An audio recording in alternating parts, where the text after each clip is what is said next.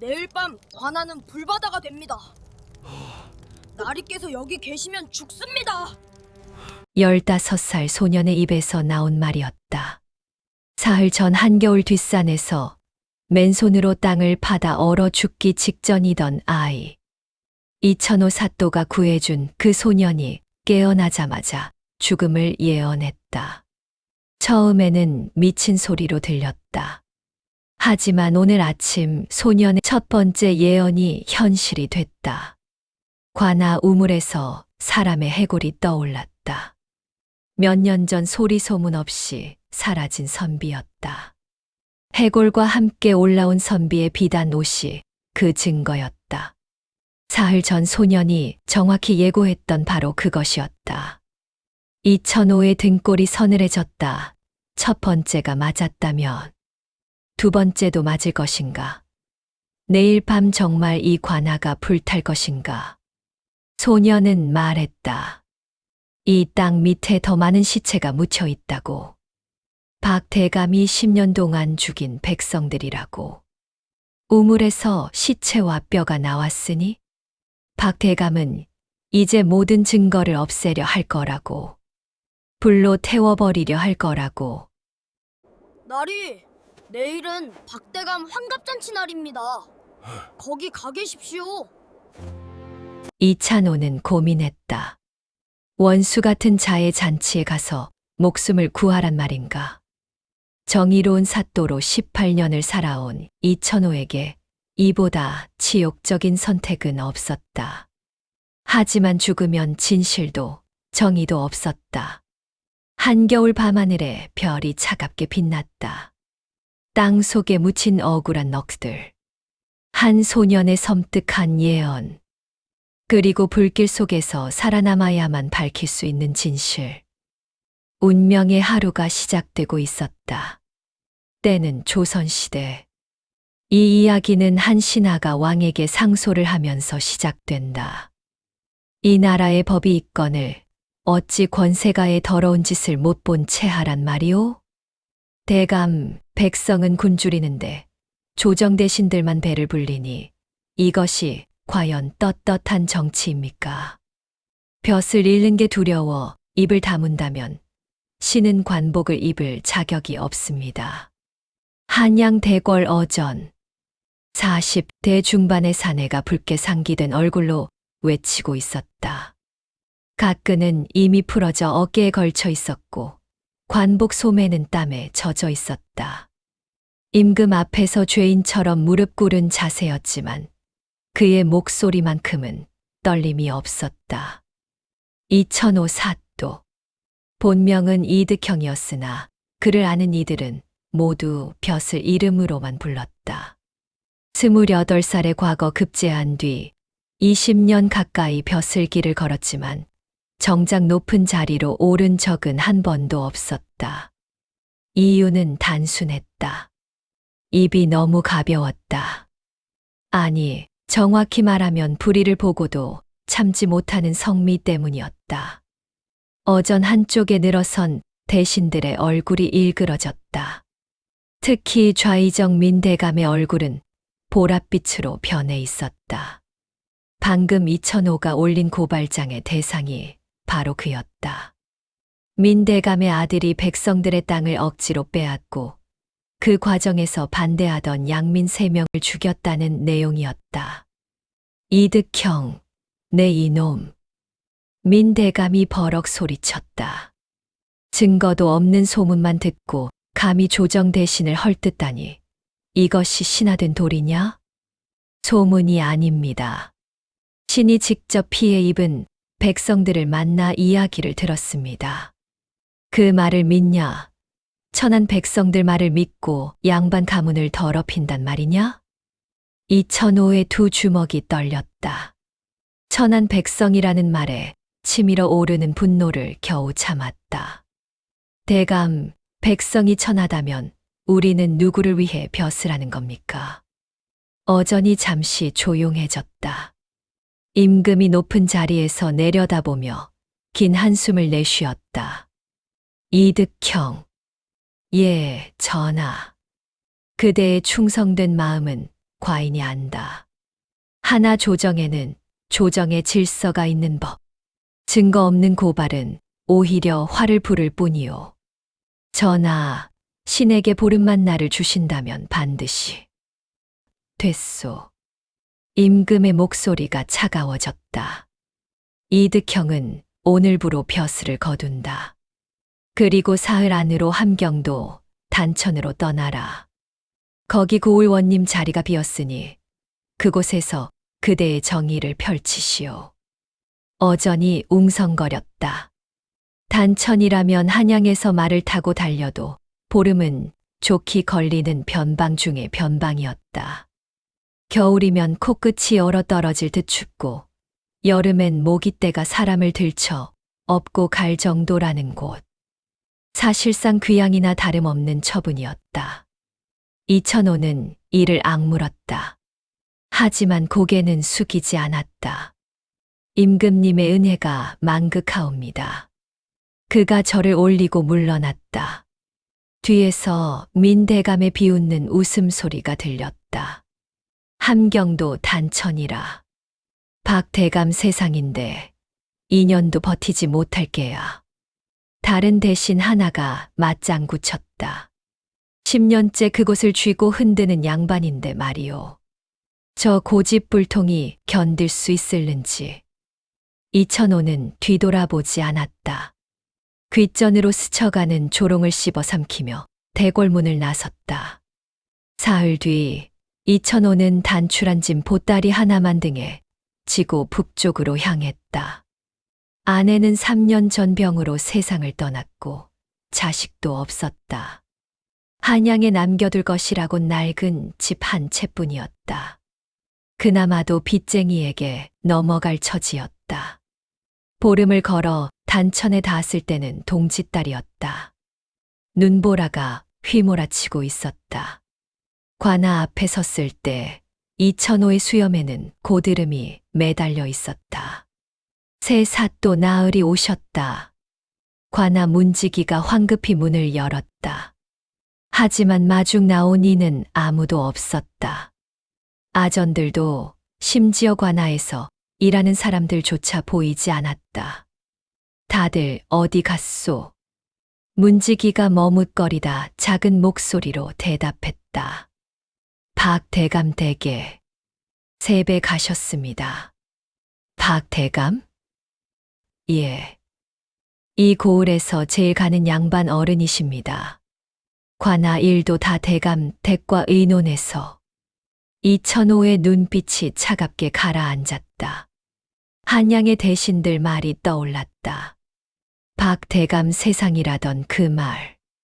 이곳 사또는 이름뿐이고 실제 힘은 박대감이 쥐고 있다는 뜻이었다. 내 방으로 안내하시오. 이천호는 관아 안으로 들어섰다. 원님이 머무는 방이라 해봤자 초라하기 짝이 없었다. 벽지는 곳곳이 찢어져 있었고 마루는 삐걱거렸다. 불때는 화로도 없어 방 안이 얼음장 같았다. 그날 밤 이천호는 얇은 이불 한 장을 덮고 누웠다. 창밖으로 눈보라 소리가 들렸다. 한양을 떠나온 지 보름. 그는 여전히 벼슬을 유지하고 있었지만 이곳은 귀양지나 다름없었다. 그래도 좋다. 이곳에서라도 제대로 된 정치를 해보리라. 이천호는 두 주먹을 불끈 쥐었다. 그리고 눈을 감았다. 다음 날 아침 그는 관아 문을 나서 마을로 향했다. 첫날이었지만 마을 사람들 얼굴을 보고 싶었다. 자신이 다스릴 백성들이 어떻게 사는지 직접 눈으로 보고 싶었다. 그런데 마을 어귀에 들어서자마자 이상한 광경이 펼쳐졌다. 한겨울인데도 사람들이 집 밖에 나와 있었다. 아니, 정확히 말하면 쫓겨나 있었다. 노인과 아이들까지 눈밭에 무릎 꿇고 있었고 그 앞에는 관복을 입은 사내들이 서 있었다. 세금을 못 낸 죄 엄하다. 관복 입은 사내가 소리쳤다. 관아 아전이었다. 어젯밤까지 박대감 댁에 있던 그 아전. 날이 제발 사흘만 여유를. 무릎 꿇은 노인이 애원했다. 하지만 아전은 고개를 저었다. 안 된다. 박대감 어르신 분부시다. 오늘 당장 내지 않으면 집을 관에 넘긴다. 날이. 노인이 아전의 옷자락을 붙잡았다. 아전이 발로 노인을 걷어찼다. 노인이 눈밭에 고꾸라졌다. 이놈이 감히. 이천호가 달려갔다. 아전이 깜짝 놀라 뒤돌아봤다. 누구요? 새로 온 사또다. 아전의 얼굴이 하얗게 질렸다. 사또 나으리. 소인은 다만 규칙대로. 규칙. 한겨울에 집을 빼앗는 게 규칙이냐? 그게. 박대감 어르신께서. 박대감이 뭐. 이천호의 목소리가 낮게 깔렸다. 이 고을 원님은 나다. 박대감이 아니라. 아전이 말문이 막혔다. 하지만 곧 비굴한 웃음을 지으며 말했다. 나으리, 이 고을 형편을 아직 모르셔서 그러십니다. 박대감은 조정 대신들과도 친한 분이라. 함부로 거역하시면 내가 조정에서 쫓겨난 사람이라는 걸 잊었나? 더 쫓겨날 곳도 없다. 이천호가 노인을 일으켜 세웠다. 집으로 돌아가시오. 세금 문제는 내가 알아보겠소. 노인이 눈물을 흘리며 절을 했다. 고맙습니다. 나으리. 고맙습니다. 아전은 입술을 깨물었다. 하지만 감히 대들지는 못했다. 그저 뒤로 물러서며 중얼거렸다. 이 일. 박대감께 아뢰어야겠군. 이천호는 아전의 말을 듣고도 표정 하나 변하지 않았다. 그저 눈밭에 쓰러져 있던 노인들을 하나씩 일으켜 세울 뿐이었다. 그날 저녁 관하로 돌아온 이천호는 장부를 펼쳐 살폈다. 세금 장부, 땅 장부, 사람 수 장부. 하나같이 이상했다. 숫자가 맞지 않았다. 땅은 늘어났는데 세금을 내는 백성은 줄어들어 있었다. 그 차이는 어디로 갔을까? 박대감. 이천호는 이를 악물었다. 하지만 증거가 없었다. 장부만으로는 부족했다. 확실한 증거가 필요했다. 그날 밤 이천호는 잠들지 못했다. 창밖으로 눈보라가 더욱 거세게 몰아쳤다. 그리고 밤 12시가 가까워질 무렵 밖에서 이상한 소리가 들렸다. 철컥, 철컥. 무언가를 파는 소리 같았다. 한겨울 밤에 누가 땅을 팔까? 이천호는 두터운 옷을 걸치고 밖으로 나갔다. 소리는 관아 뒷산에서 들려왔다. 눈을 헤치고 올라가자 희미한 달빛 아래 작은 그림자가 보였다. 맨손으로 땅을 파고 있는 소년이었다. 15살쯤 되어 보이는 아이. 옷은 누더기였고 손은 피투성이었다. 그런데도 멈추지 않고 계속 땅을 팠다. 여기 있다. 반드시 여기. 소년이 중얼거렸다. 정신이 나간 사람처럼 헛소리를 하고 있었다. 이봐. 이천호가 소리쳤다. 소년이 고개를 들었다. 눈빛이 흐릿했다. 몸이 얼어붙고 있었다. 이대로 두면 얼어 죽을 게 분명했다. 이천호는 주저없이 소년을 등에 업었다. 그리고 관아로 내려왔다. 방 안 화로에 불을 지폈다. 소년을 이불로 감싸고 따뜻한 물을 입에 넣어줬다. 한참이 지나서야 소년의 숨이 고르게 돌아왔다. 다음 날 아침 소년이 눈을 떴다. 그리고 이천호의 얼굴을 보더니 첫 마디가 이것이었다. 나리. 얼굴에 죽을 운이 보입니다. 이천호는 멍하니 소년을 내려다보았다. 죽을 운, 처음 보는 아이가 던진 말치고는 너무 섬뜩했다. 무슨 소리냐? 얼굴을 보는 법입니다. 날이 미간에 검은 기운이 서려 있고 이마에 붉은 기운이 번지고 있습니다. 이는 사흘 안으로 큰 재앙을 만난다는 징조입니다. 소년의 목소리는 나이에 비해 침착했다. 15살 아이라고 하기엔 눈빛이 너무 깊었다. 내 이름이 뭐냐? 칠성입니다. 칠성, 성씨가 아니라 성도 이름도 없습니다. 그냥 칠성이라 불립니다. 이천호는 화로에 나무를 더 넣으며 물었다. 어젯밤 뒷산에서 뭘 하고 있었느냐? 한겨울에 맨손으로 땅을 파다니. 칠성이 잠시 망설이더니 입을 열었다. 찾고 있었습니다. 뭘? 진실을. 진실. 이 땅에 묻힌 진실입니다. 이천호는 고개를 갸웃했다. 무슨 말인지 알 수 없었다. 하지만 칠성의 눈빛은 진지했다. 미친 사람의 눈이 아니었다. 그래서 찾았느냐? 그 진실이라는 걸. 아직입니다. 하지만 곧 찾을 겁니다. 아니, 드러날 겁니다. 무슨 뜻이냐? 칠성이 이천호를 똑바로 쳐다보았다. 나리, 이 관아를 아십니까? 관아, 내가 지금 있는 이곳 말이냐? 예. 이곳은 좋은 터가 아닙니다. 칠성의 목소리가 낮아졌다. 이곳은 흉한 땅입니다. 시체가 묻힌 땅입니다. 이천호의 미간이 좁혀졌다. 무슨 근거로 그런 말을 하느냐? 땅이 말해줍니다. 땅이? 예. 땅은 모든 것을 기억합니다. 땅을 보면 지난 일을 알 수 있고 앞날도 짐작할 수 있습니다. 이천호는 어이가 없었다. 땅이 말을 한다니. 그런 황당한 소리가 어디 있단 말인가? 너 정신이 온전하냐? 나리께서 믿지 못하시는 건 당연합니다. 하지만 곧 알게 되실 겁니다. 칠성이 조용히 말을 이었다. 3일 안에 우물에서 시체가 떠오를 겁니다. 이천호의 몸이 굳었다. 뭐라고? 관아 안 우물입니다.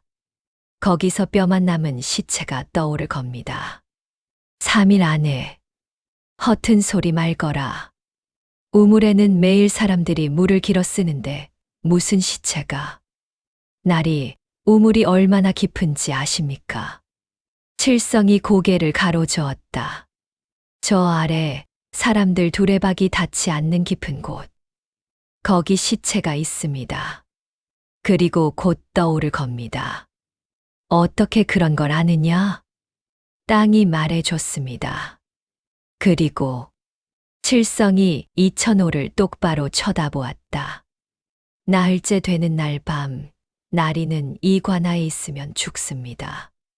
이천호는 소스라쳐 뒤로 물러섰다. 소년의 눈빛이 너무나 진지했다. 장난이나 허풍이 아니었다. 진심으로 믿고 있는 말이었다. 무슨 근거로 그런 말을. 날이 얼굴에 보입니다. 사흘째 되는 날, 큰 진실이 드러납니다. 그리고 나흘째 되는 날 밤, 나리께 죽음의 그림자가 드리웁니다. 이 관아에 계시면 안 됩니다. 이천호는 입술을 깨물었다. 믿을 수 없는 이야기였다. 하지만 한편으로는 묘한 불안감이 엄습했다. 소년의 눈빛이, 목소리가 너무나 확신에 차 있었기 때문이었다. 나흘째라면. 이천호가 중얼거렸다. 머릿속으로 날짜를 세어보았다. 오늘이 첫째 날이라면 나흘째는 박대감 환갑잔치 날이군. 칠성이 고개를 끄덕였다. 그렇습니다. 나리께서는 그날 밤 이 관아를 떠나 계셔야 합니다. 박 대감 집에 가란 말이냐? 내가 제일 가고 싶지 않은 곳이 바로 그곳인데. 목숨이 달린 일입니다. 칠성의 목소리가 단호했다. 나리께서 이 관아에 남으시면 죽습니다. 반드시 죽습니다. 하지만 그날 밤 이곳을 떠나시면 살 수 있습니다. 이천호는 아무 말도 하지 못했다. 너무나 황당한 이야기였다. 하지만 한편으로는 소년의 말을 완전히 무시할 수도 없었다. 좋다. 3일을 기다려보자. 이천호가 말했다. 내가 말한 대로 우물에서 시체가 나온다면 그때는 내 말을 믿겠다. 하지만 아무 일도 없다면 있을 겁니다. 칠성이 조용히 말했다. 반드시 있을 겁니다. 그날부터 이천호는 묘한 마음으로 나를 세기 시작했다. 첫째 날, 둘째 날. 아무 일도 일어나지 않았다. 관아는 평온했고 우물도 여전히 맑은 물만 내주고 있었다. 역시 허튼 소리였어. 이천호는 안도하면서도 한편으로는 실망했다. 그 소년이 정말로 특별한 능력을 가진 아이라면 좋았을 텐데. 그런데 셋째 날 아침이었다. 나으리, 큰일 났습니다. 관아 문지기가 헐레벌떡 달려왔다. 우물에서. 우물이 왜? 시체가. 뼈가 떠올랐습니다. 이천호의 얼굴이 하얗게 질렸다. 이천호는 달려갔다. 관아 한가운데 있는 우물. 벌써 사람들이 빙 둘러서서 웅성거리고 있었다. 비키시오. 이천호가 사람들을 해치고 우물가로 다가갔다. 그리고 아래를 내려다보는 순간 숨이 멎었다. 물 위로 무언가가 떠 있었다. 하얀 것. 뼈였다. 사람의 두개골이었다. 텅 빈 눈구멍이 하늘을 향해 있었고 아래 턱뼈는 물속에 잠겨 흔들리고 있었다. 저걸 어찌. 옆에 선 아전이 떨리는 목소리로 말했다. 오늘 아침 물을 기르러 왔다가 발견했습니다. 두레박을 내렸는데 뭔가 걸려서 끌어올렸더니 이천호는 이를 악물었다. 칠성의 말이 맞았다. 정말로 우물에서 시체가 떠올랐다. 저 뼈를 건져 올리시오. 예. 아전들이 긴 장대로 조심스럽게 뼈를 건져 올렸다. 두개골뿐만이 아니었다. 갈비뼈, 팔뼈, 다리뼈. 거의 온전한 사람 한 구의 뼈가 나왔다. 구경하던 마을 사람 하나가 다가와 뼈를 살폈다. 나이 지긋한 노인이었다. 이건 노인의 목소리가 떨렸다. 김선비 아니오? 김선비. 예. 3년 전에 사라진 김초씨 말이오. 이천호가 물었다. 김초씨가 누구요? 이 마을에 살던 선비였습니다. 똑똑하고 의로운 사람이었지요. 3년 전 과거 보러 한양 가겠다고 집을 나섰는데 그 뒤로 소식이 없었습니다. 노인이 뼈 옆에 놓인 옷감 조각을 집어들었다. 이 옷감. 김선비가 마지막에 입었던 옷이오. 틀림없소. 주위 사람들이 술렁거렸다. 그럼 김선비가 한양에 가지 못하고 여기서. 누가 죽인 거요? 우물에 던져 넣었다는 건데. 이천호는 주먹을 불끈 쥐었다. 살인이었다. 그것도 3년 전에 벌어진 살인. 그런데 왜 지금 떠올랐을까? 저 김선비가 왜 죽었는지 아는 사람 있소? 이천호가 물었다. 사람들이 서로 눈치만 보며 입을 다물었다. 한참을 기다리자 노인이 조심스럽게 입을 열었다. 소문으로만 들었습니다만. 말해보시오. 김선비가 과거 보러 간다고 했지만 사실은 한양에 가서 박 대감의 나쁜 짓을 고발하려 했다는 소문이 있었습니다. 박 대감? 예. 박 대감이 이 고을 땅을 마음대로 빼앗고 세금을 횡령하고 백성들을 괴롭힌다는 증거를 모았다고 했습니다. 그걸 들고 한양 가서 임금님께 아뢰려 했다는. 노인의 목소리가 점점 작아졌다. 그런데 집을 나선 뒤로 종적이 없어졌지요. 다들 박 대감이 손을 썼으리라 짐작했지만 누구도 입 밖에 내진 못했습니다. 이천호는 온몸에 소름이 돋았다. 박 대감. 증거를 고발하려던 선비를 죽이고 우물에 던져 넣었다는 말인가. 나으리. 뒤에서 목소리가 들렸다. 돌아보니 칠성이 서 있었다. 이제 믿으시겠습니까? 이천호는 아무 말도 하지 못했다. 칠성이 한 걸음 다가왔다. 3일 안에 우물에서 시체가 떠오를 거라 했습니다. 그 말이 맞았습니다. 어떻게 알았느냐? 땅이 말해줬다고 했습니다. 칠성이 우물을 가리켰다. 저 우물은 깊습니다. 하지만 3년 동안 시체가 바닥에 가라앉아 있었지요. 그런데 최근 들어 지하수 흐름이 바뀌었습니다. 땅이 움직였습니다. 그래서 시체가 떠오를 거라 짐작했습니다. 땅이 움직였다니? 예. 이 고을 땅 밑으로 큰 물길이 흐릅니다. 그 물길이 최근 방향을 바꿨습니다. 저도 그걸 느껴서 땅을 파보고 있었던 겁니다. 칠성이 이천호를 똑바로 쳐다보았다. 그리고 나리, 이제 제 2번째 말도 믿으셔야 합니다. 2번째. 나흘째 되는 날 밤, 나리는 이 관아에 계시면 안 됩니다. 이천호는 입술을 깨물었다. 첫 번째 예언이 맞았다. 그렇다면 2번째도. 무슨 일이 벌어지는데? 이 관아가 불탑니다. 칠성의 목소리가 차갑게 가라앉았다. 박 대감이 불을 지를 겁니다. 뭐라고? 우물에서 시체가 나왔습니다. 이제 사람들이 의심하기 시작할 겁니다. 그리고 나리께서는 이 사건을 파헤치려 하실 겁니다. 우물만 조사하는 게 아니라 땅도 파보실 겁니다. 칠성이 관아 땅을 가리켰다. 이 땅 밑에는 김선비만 있는 게 아닙니다. 더 있습니다. 더 많은 시체가 묻혀 있습니다. 이천호의 얼굴이 새하얗게 변했다. 더 많은 시체. 예. 박 대감이 지난 10년 동안 죽인 백성들입니다.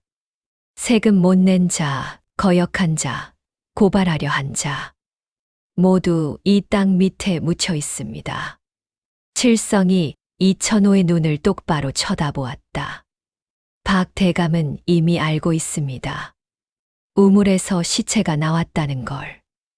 그리고 나리께서 이 일을 파헤치기 시작할 거라는 것도.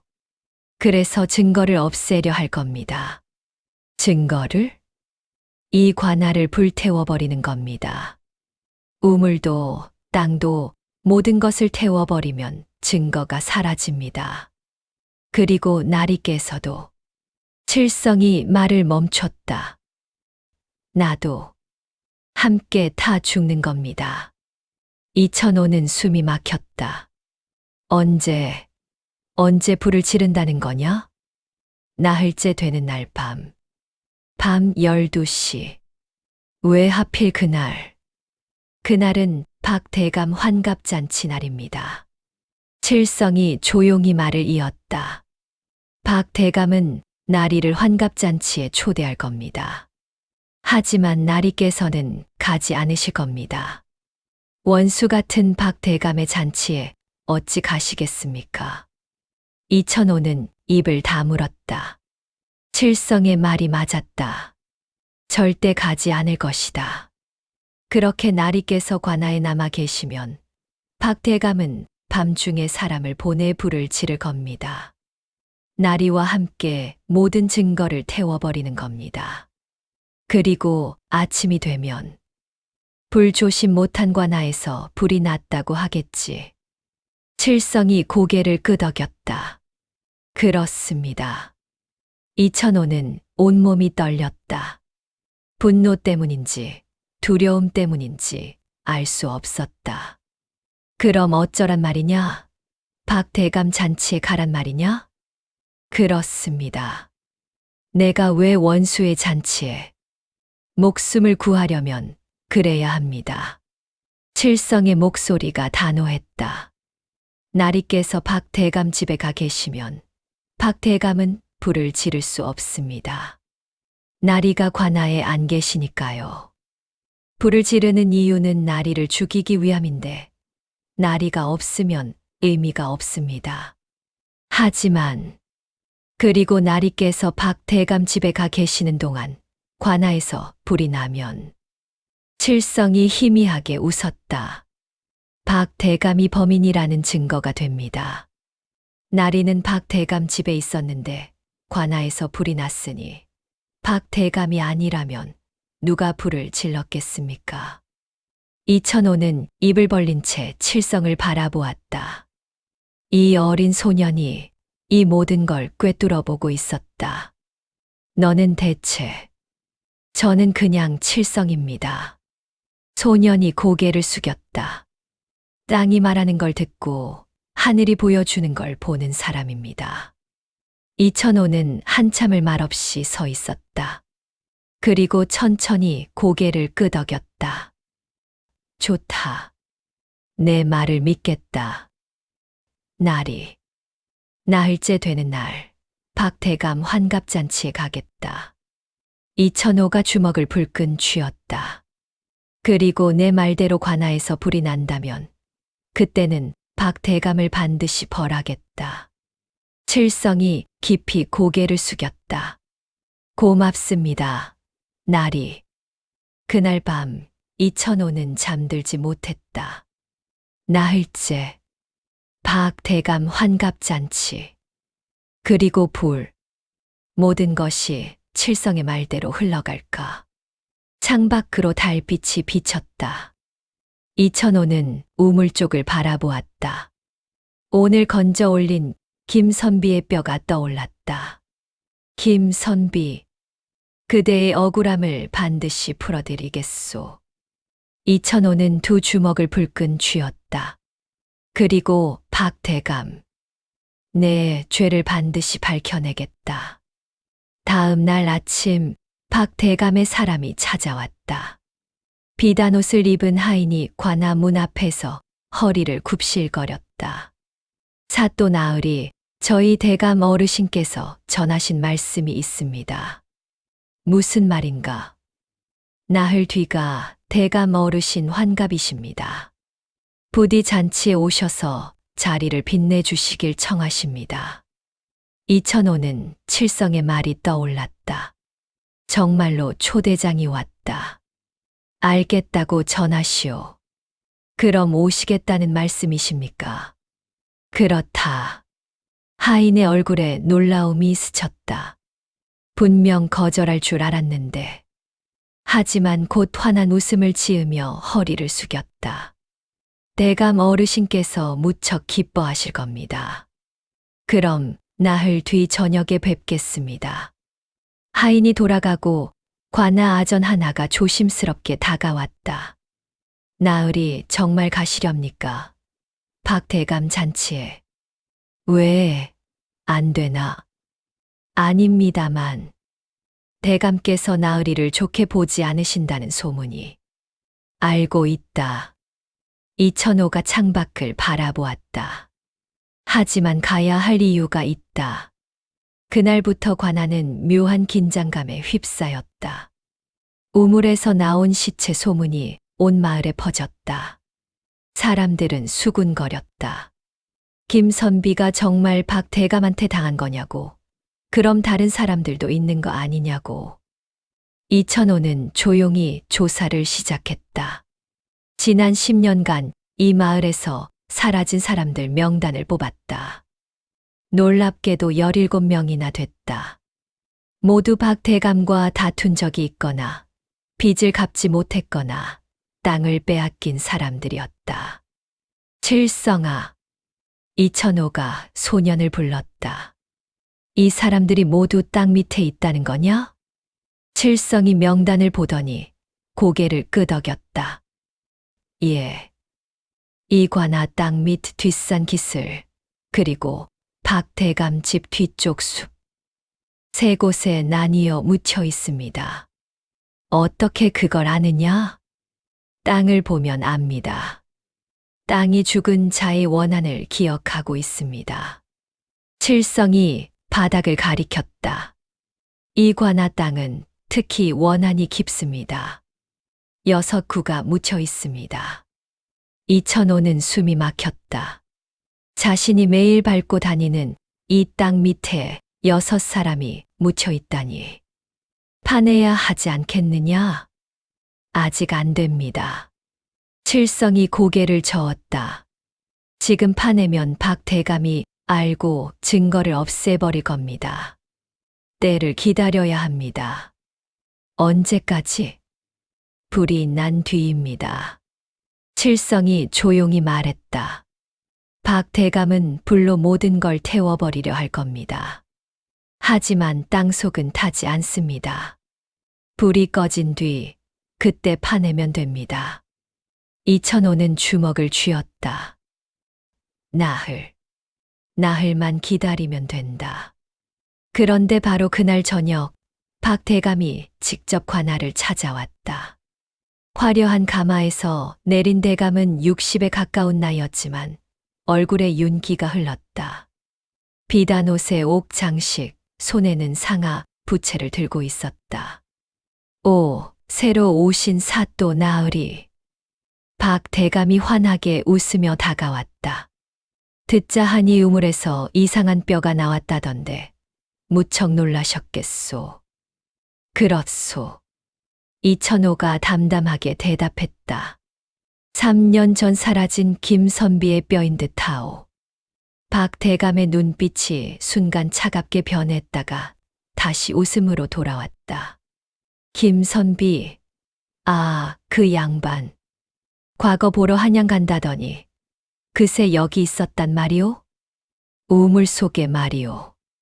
참으로 안타까운 일이오. 혹시 술 취해 빠진 건 아니겠소? 글쎄요. 조사를 해봐야 알 일이오. 이천호가 박대감을 똑바로 쳐다보았다. 대감께서는 김선비와 친분이 있으셨소? 없소. 한두 번 본 적은 있지만. 그랬소. 그보다 나으리. 박대감이 부채를 접으며 말했다. 나흘 뒤 제 환갑잔치에 꼭 오신다고 들었소. 무척 기쁘오. 초대해 주셔서 고맙소. 아니요. 이 고을 원님이 오셔야 잔치가 빛이 나지요. 부디 일찍 오시오. 저녁해 지기 전에 오시면 더 좋겠소. 박대감이 빙그레 웃었다.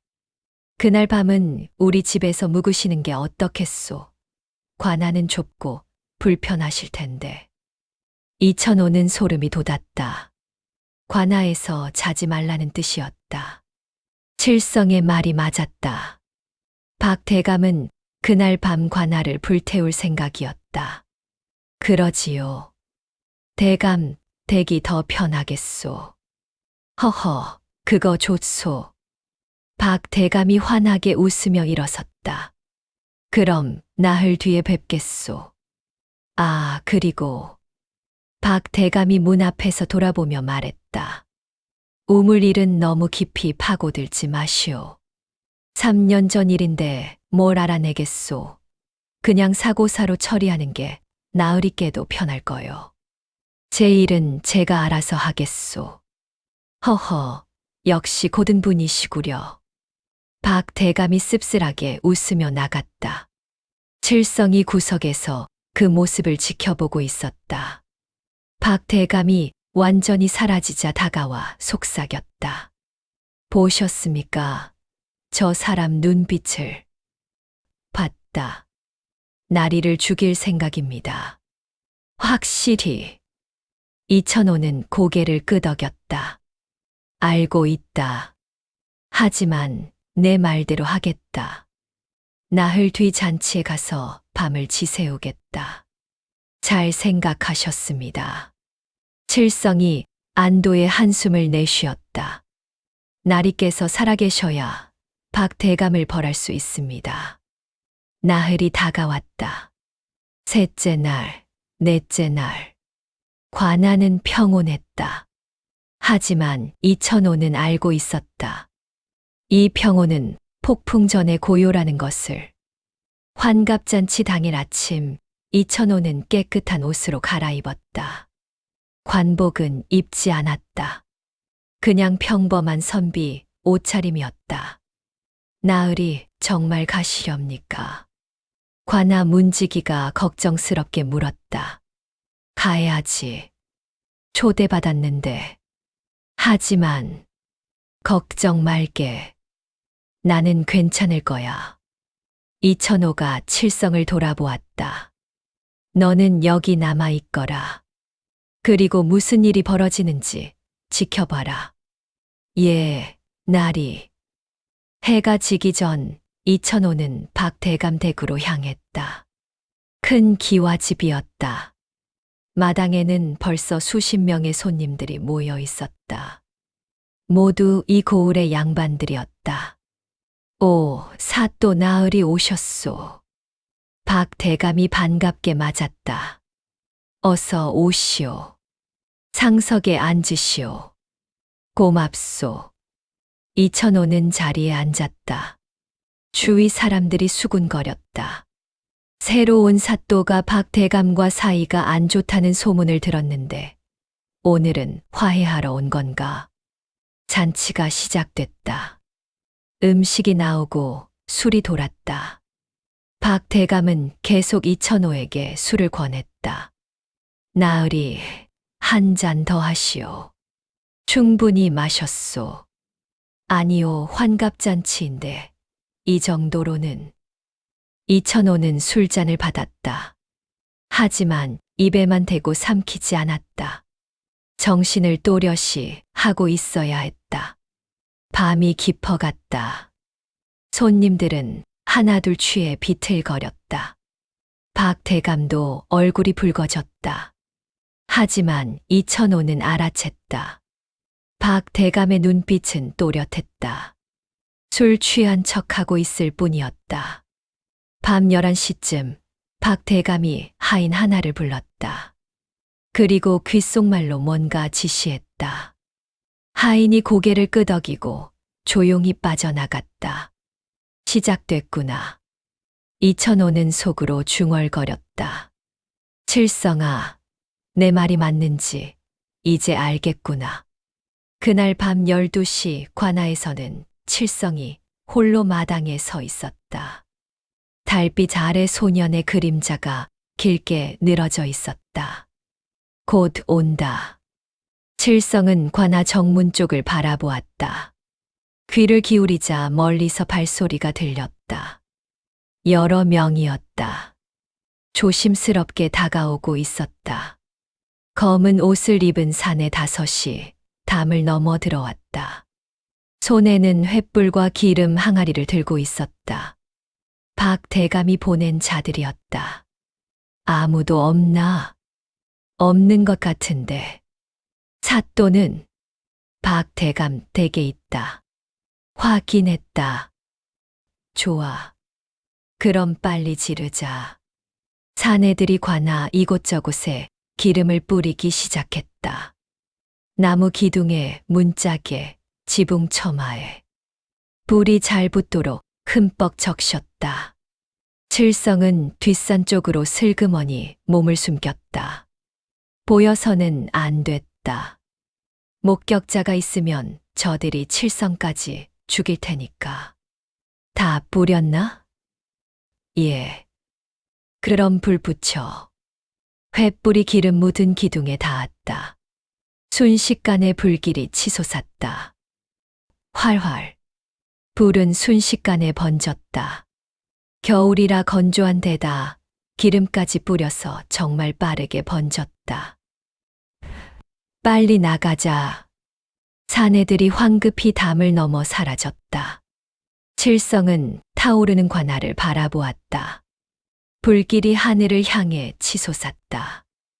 연기가 자욱했다. 곧 마을 사람들이 알아차릴 것이다. 나리, 부디 무사하십시오. 칠성은 박대감댁 방향을 바라보며 속으로 빌었다. 박대감댁 잔치는 한창이었다. 손님들은 여전히 술을 마시고 웃고 떠들었다. 박대감도 흥겹게 노래를 부르고 있었다. 그때였다. 불이야. 밖에서 고함 소리가 들렸다. 관아에 불이 났어. 잔치가 순식간에 술렁거렸다. 사람들이 일어나 밖으로 달려 나갔다. 멀리 하늘이 붉게 물들어 있었다. 관아 쪽이었다. 저게 관아 아니냐? 맞소. 관아에서 불이 났소. 이천호가 벌떡 일어났다. 큰일이오. 박 대감이 놀란 척하며 말했다. 어찌 된 일이오? 관아에 불이 났소. 이천호가 달려나가려 하자 박 대감이 팔을 붙잡았다. 나으리 위험하오. 불은 이미 크게 번진 것 같은데 들어가시면. 놔주시오. 관아 사람들이 안에 있소. 이천호가 팔을 뿌리치고 달려갔다. 박 대감의 얼굴에 순간 짜증이 스쳤다. 하지만 곧 걱정하는 표정으로 바뀌었다. 모두 따라가시오.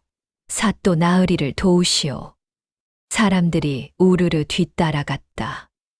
이천호가 관아에 닿았을 때는 이미 건물 전체가 불길에 휩싸여 있었다. 열기가 뜨거웠다. 안으로 들어갈 수조차 없었다. 사람 있소, 사람. 이천호가 소리쳤다. 하지만 대답이 없었다. 마을 사람들이 몰려와 물을 길어왔지만 소용없었다. 불은 이미 너무 컸다. 관아는 그저 타들어갈 뿐이었다. 칠성이 이천호에게 다가왔다. 나리. 칠성아, 안에 사람은? 5명 있었습니다. 아전 둘 문지기, 그리고 밤 당직 서는 사람들. 그들이 지금 칠성이 고개를 숙였다. 모두 안에서 잠들어 있었습니다. 나오지 못했습니다. 이천호의 얼굴이 하얗게 질렸다. 안 돼. 이천호가 불 속으로 뛰어들려 하자 칠성이 붙잡았다. 나리, 안 됩니다. 들어가시면 나리도 죽습니다. 하지만 사람들이 이미 늦었습니다. 불이 난 지 1시경이 넘었습니다. 안에 계신 분들은 칠성이 말을 잊지 못했다. 이천호는 무릎을 꿇었다. 눈에서 눈물이 흘렀다. 자신 때문에 자신이 박대감 잔치에 간 사이 5사람이 죽었다. 내 잘못이오. 내가 지켜야 했는데. 나리 잘못이 아닙니다. 칠성이 조용히 말했다. 나리께서 관아에 계셨다면 나리도 함께 타 죽으셨을 겁니다. 그럼 아무도 이 일의 진실을 밝힐 수 없었을 겁니다. 이천호는 주먹으로 땅을 쳤다. 억울함과 분노가 치밀었다. 박대감이 저질렀소. 그렇지요? 예. 증거는? 곧 나옵니다. 칠성이 타오르는 관아를 가리켰다. 불이 꺼지면 조사하십시오. 기름 냄새가 날 겁니다. 그리고 불이 난 곳이 여러 군데일 겁니다. 자연적으로 난 불이 아니라는 증거입니다. 이천호는 이를 악물었다. 똥이 틀 무렵 불은 겨우 꺼졌다. 관아는 완전히 잿더미가 되어 있었다. 검게 탄 기둥만 남아 있었다. 사람들이 조심스럽게 안으로 들어갔다. 그리고 곧 비명이 터져 나왔다. 시체가 탄 시체 5구가 발견됐다. 모두 이천호가 알던 사람들이었다. 착한 아전, 성실한 문지기, 가족을 부양하던 하급 관리들.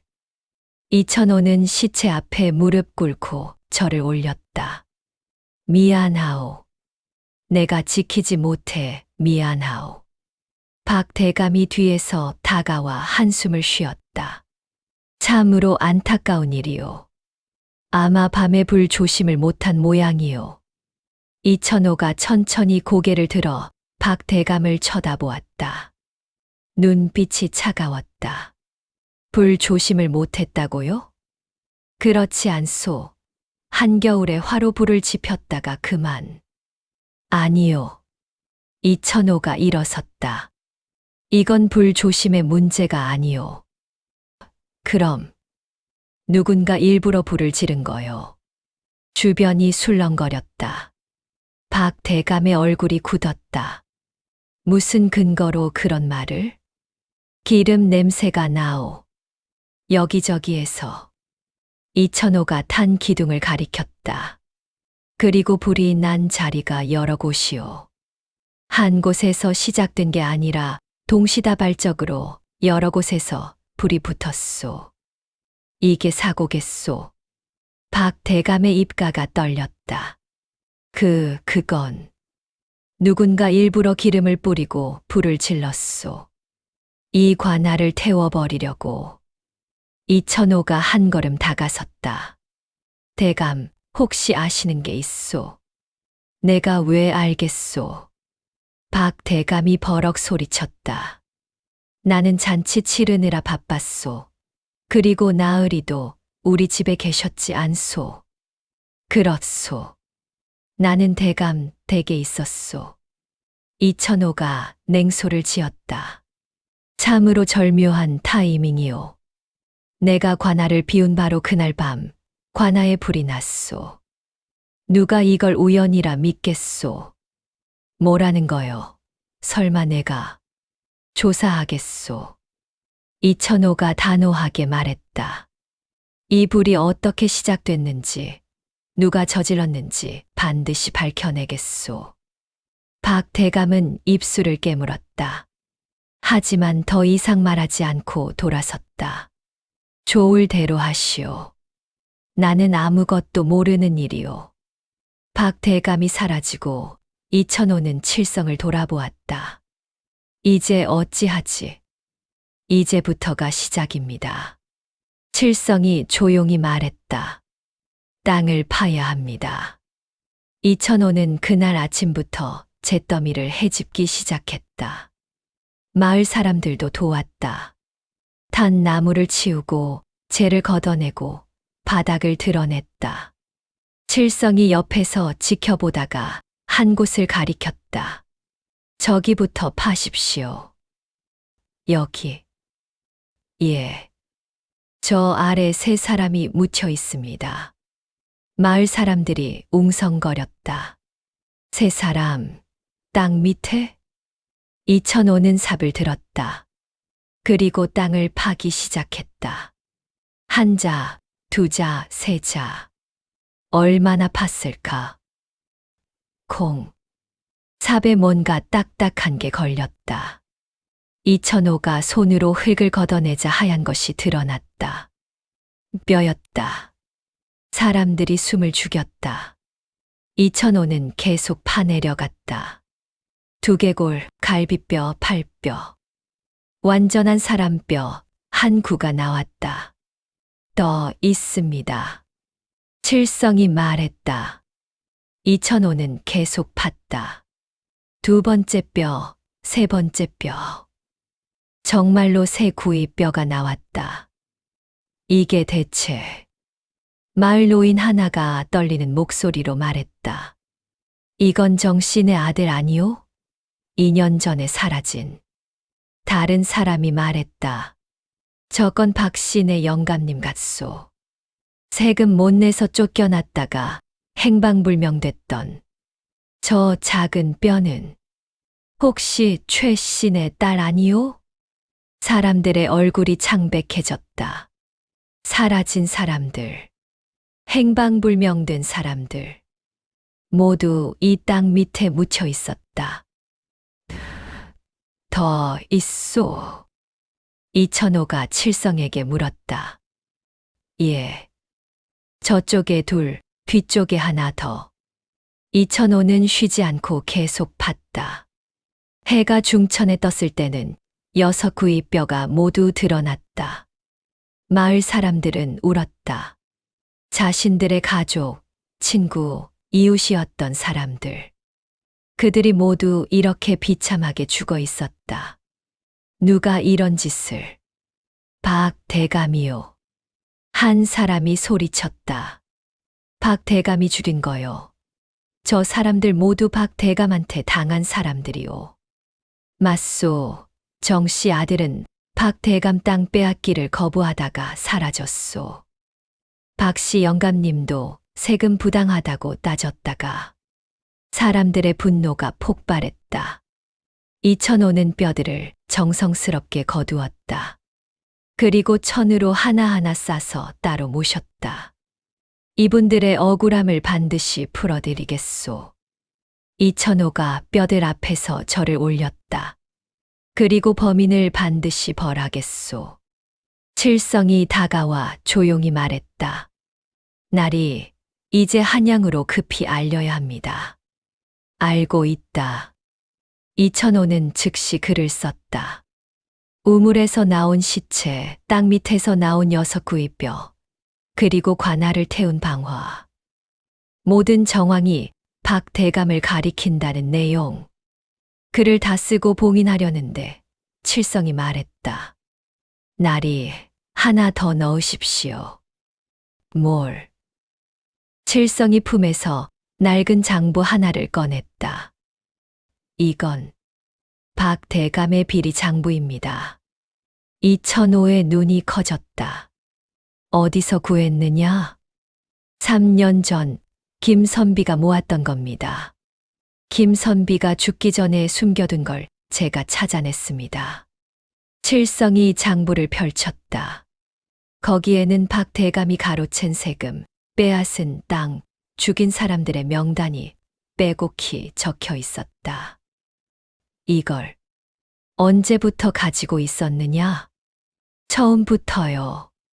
하지만 때를 기다렸습니다. 이것만으로는 부족했습니다. 확실한 물증이 필요했습니다.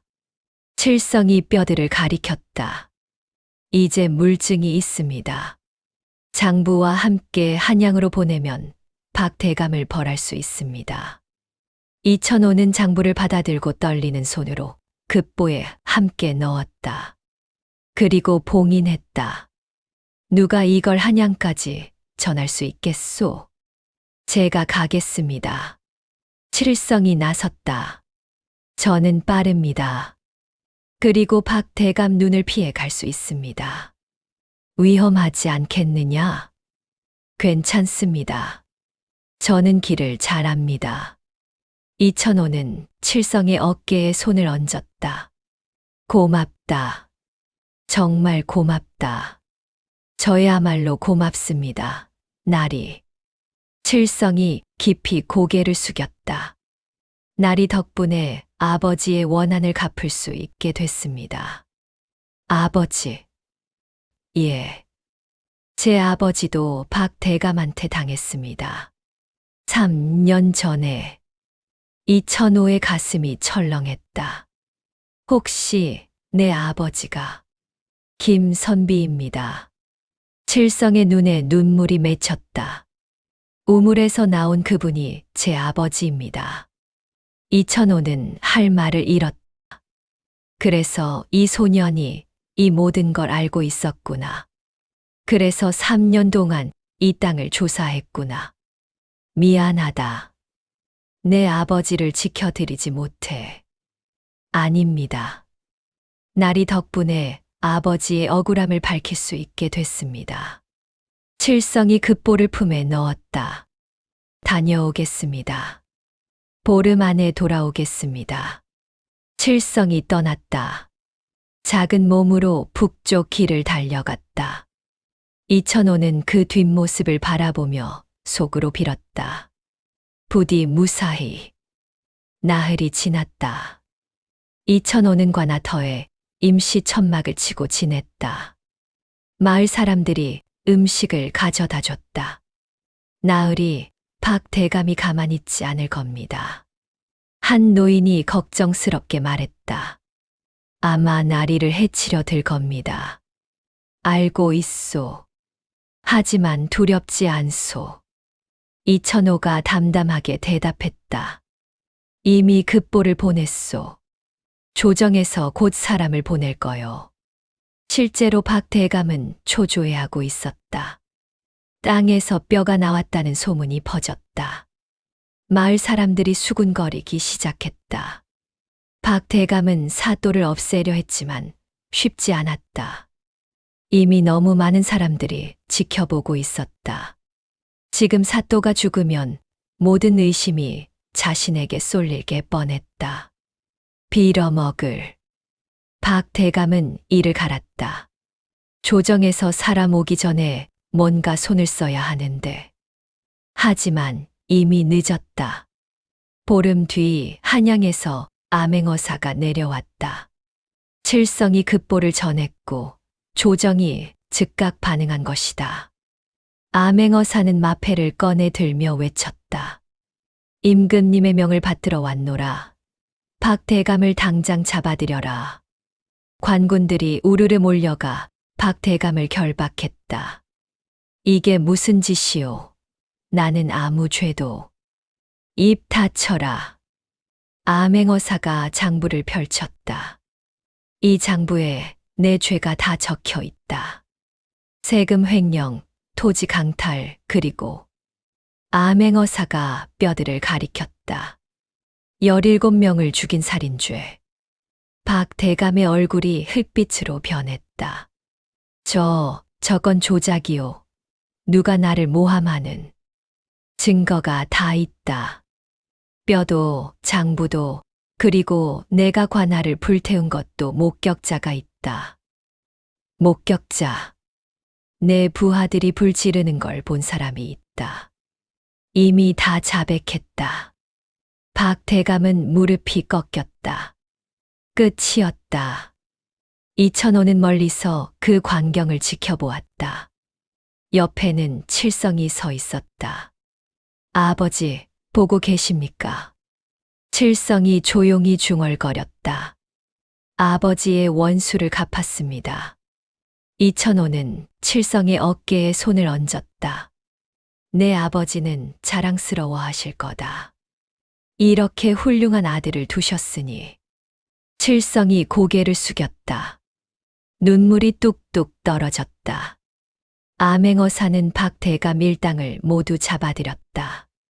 불을 지른 하인들, 세금을 빼돌린 아전들, 살인을 도운 부하들. 하나도 빠짐없이. 이제 다른 곳도 파봐야겠소. 암행어사가 이천호에게 말했다. 칠성이라는 소년이 말하길 뒷산과 박 대감 집 뒤에도 시체가 묻혀 있다던데. 맞습니다. 칠성이 나섰다. 뒷산에 8구, 박 대감 집 뒷숲에 3구 더 있습니다. 사람들이 삽을 들고 땅을 파기 시작했다. 칠성의 말대로 뒷산에서 8구, 박 대감 집 뒤에서 3구가 더 나왔다. 관아 땅에 6구, 우물의 김선비까지 합치면 모두 18구였다. 10년 동안 박 대감이 죽인 사람들이었다. 마을 사람들은 울었다. 사라진 가족들이 이렇게 처참하게 발견됐다. 하지만 한편으로는 안도했다. 이제라도 진실이 밝혀졌으니. 칠성아. 이천호가 소년을 불렀다. 내가 어떻게 이 모든 걸 알았느냐? 정말 땅이 말을 했느냐? 칠성이 고개를 저었다. 땅은 말하지 않습니다. 다만 저는 풍수를 배웠습니다. 풍수. 예. 아버지께서 저를 어릴 때부터 가르치셨습니다. 땅의 기운을 읽고 물의 흐름을 보고 바람의 방향을 아는 법을. 칠성이 땅을 쓰다듬었다. 죽은 사람이 묻힌 곳은 땅의 기운이 다릅니다. 풀이 자라지 않고 흙 색깔이 어둡고 냄새도 다릅니다. 그걸 보고 찾았습니다. 3년 동안? 예. 아버지가 돌아가신 뒤 저는 이 마을 곳곳을 돌아다니며 조사했습니다. 그리고 하나하나 찾아냈습니다. 이천호는 감탄했다. 15살 소년이 3년 동안 홀로 이 일을 해냈다니. 내 아버지 묘는 어디 있느냐? 아직 없습니다. 우물에서 나온 뼈를 이제야 찾았으니까요. 그럼 이제 장사 지내야겠구나. 이천호가 주머니를 뒤졌다. 내가 도와주마. 좋은 자리에. 아닙니다. 나리. 칠성이 손사래를 쳤다. 나리께서 이미 충분히 해주셨습니다. 아버지의 원수를 갚게 해주셨으니까요. 칠성이 깊이 절을 올렸다. 평생 은혜 잊지 않겠습니다. 한 달 뒤 한양에서 판결이 내려왔다. 박 대감은 능지처참. 18명을 죽인 죄, 세금을 빼돌린 죄, 관할을 불태운 죄. 모두 합쳐 가장 무거운 형벌이 내려졌다. 부하들은 참수형. 재산은 모두 몰수되어 피해 백성들에게 돌아갔다. 형이 집행되는 날, 이천호와 칠성은 한양 저작거리에 있었다. 박 대감이 형틀에 묶여 나왔다. 억울하오. 나는 억울하오. 박 대감이 소리쳤다. 하지만 아무도 귀 기울이지 않았다. 칼이 떨어졌다. 박 대감의 목숨이 끊어졌다. 칠성은 그 모습을 묵묵히 지켜보았다. 눈물도 나지 않았다. 그저 담담했다. 아버지. 칠성이 하늘을 올려다보았다. 이제 편히 쉬십시오. 이천호가 칠성의 어깨에 손을 얹었다. 이제 내 인생을 살아라. 복수는 끝났다. 예, 나리. 칠성이 돌아서려는데 암행어사가 다가왔다. 칠성이라 했나? 예. 조정에서 너를 부른다. 풍수에 능하다는 소문을 들었다더구나. 저는 아직 어립니다. 나이는 문제없다. 능력이 있으면 된다. 암행어사가 문서 하나를 내밀었다. 관상감에서 일할 생각 없느냐? 나라를 위해 내 재능을 쓰면 어떻겠느냐? 칠성은 이천호를 돌아보았다. 이천호가 고개를 끄덕였다. 좋은 기회다. 받아들여라. 칠성은 잠시 망설이다 문서를 받았다. 감사합니다. 최선을 다하겠습니다. 이천호는 단천으로 돌아왔다. 관아는 다시 지어졌다. 이번에는 튼튼한 기와집으로. 마을 사람들은 이천호를 따르기 시작했다. 정의로운 사또라고, 목숨 걸고 백성을 지키는 어른이라고. 나으리 세금을 어찌 거두시렵니까? 새로운 나전이 물었다. 공평하게 거두시오. 땅이 많은 자는 많이, 적은 자는 적게. 그리고 한 푼도 빼돌리지 마시오. 예, 나으리. 단천은 달라지기 시작했다. 백성들이 웃었다. 땅을 빼앗길 걱정도, 억울하게 죽을 걱정도 없었다. 이천호의 얼굴도 밝아졌다. 칠성이 말했던 죽을 상도 사라졌다. 그러던 어느 날, 한양에서 전갈이 왔다. 이천호 사또를 평안도 관찰사로 임명한다. 승진이었다. 변방 사또에서 한도를 다스리는 관찰사로. 나으리 축하드립니다. 마을 사람들이 기뻐했다. 하지만 이천호는 담담했다. 벼슬이 높아진들 뭐 하겠소. 백성을 위하는 마음이 중요하지. 그는 평안도로 떠나기 전 칠성을 만났다. 칠성은 관상감에서 일하고 있었다. 잘 지내고 있느냐? 예, 나리. 덕분에 잘 지내고 있습니다. 칠성이 이천호를 살폈다. 나리, 관상이 많이 좋아지셨습니다. 그래. 예. 이제 오래 사실 겁니다. 80까지도. 이천호가 웃었다. 80이면 충분하지. 그때까지 백성들 위해 일하면 되겠구나. 칠성도 웃었다. 그리고 날이 한 가지 더. 뭐냐? 날이 이마에 귀한 기운이 보입니다.